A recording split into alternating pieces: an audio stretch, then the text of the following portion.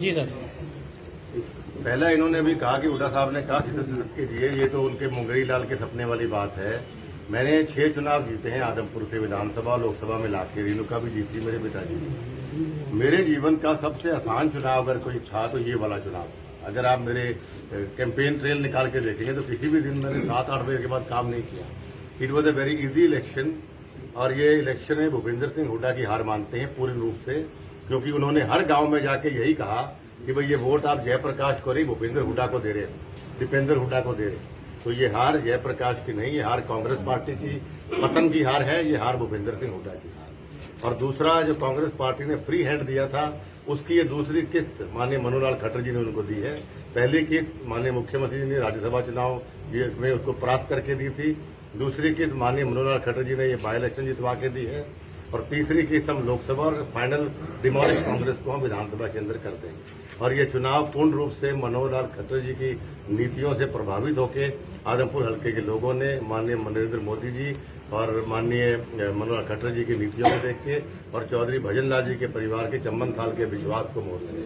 लोकसभा के तैयारी ने कहा कि 52,000 वोट हासिल किए, ये कम नहीं है क्योंकि भजनलाल का गढ़ रहा है 2024 उनको गणित का ज्ञान कम है। आदमपुर में सिर्फ 2 प्रकार के वोट हैं, चौधरी भजनलाल परिवार और एंटी चौधरी भजनलाल परिवार। अगर आप पिछली बार का आंकड़ा निकाल के देखेंगे तो हमारे जो विपक्ष में वोट गए थे उससे 4,000 वोट कम पड़ा है, और हमारे को जो वोट पड़ा था उससे 4,000 साढ़े 3,000 वोट बढ़ा है।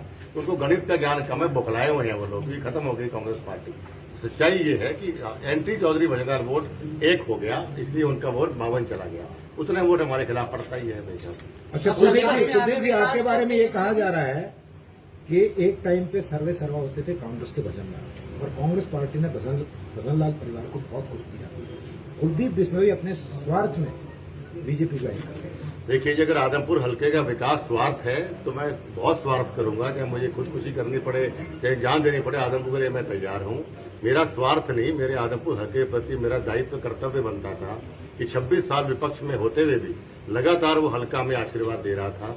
तो मेरा दायित्व था, क्योंकि मैं माननीय मनोहर खट्टर जी से जब भी मिला, इन्होंने कभी मुझे निराश करके वापस नहीं भेजा। बड़ा प्रभावित था कि विपक्ष में रह के अगर इतने काम इतने बड़े दिल के हमारे मुख्यमंत्री कर सकते हैं तो क्यों ना पक्ष में जाके मेरे हल्के के काम विकास भजनलाल जी की तरह कराऊं। तो मेरा कोई स्वार्थ नहीं है, और इसको अगर स्वार्थ मानते हैं तो मैं स्वार्थी हूं। जयप्रकाश जी कल जब चुनाव हारने के बाद बाहर जा रहे थे, हमने उनसे बात की तो उन्होंने ये कहा मैं आदमपुर संभालूंगा अब, और कलायत में मेरा बेटा संभालेगा। ये सेम बात उन्होंने 13 साल पहले भी कही थी कि भाई आदमपुर मेरा हो गया, मैं आदमपुर का हो गया। वही बात आज उनको देखने को मिली है। वो तो परदेसी है, आ रहे हैं अपने बोरी बिस्तर लेके चले गए, 13 साल बाद देखेंगे दोबारा आएंगे कि नहीं। अच्छा, आपने कहा कि कांग्रेस खत्म होने के कगार पर है, कारण क्या मानते हैं? क्योंकि आप कांग्रेस में रहे हैं, बड़े लीडर रहे हैं, और पूर्व मंत्री भी जो है पूर्व मुख्यमंत्री भूपेंद्र सिंह हुड्डा को इसका जिम्मेदार ठहरा रहे हैं। आप क्वेश्चन दोबारा बोलिए।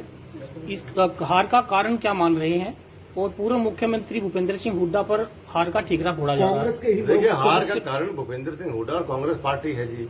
और सबसे बड़ी बात मैंने अभी आपसे कही कि माननीय मनोहर लाल खट्टर जी की नीतियों से लोग बहुत प्रभावित है मेरे आदमपुर विधानसभा क्षेत्र के।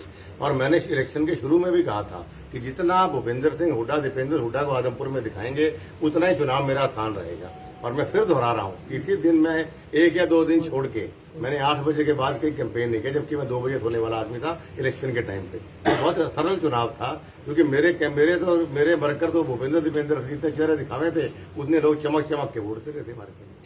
Thank you. Thank you.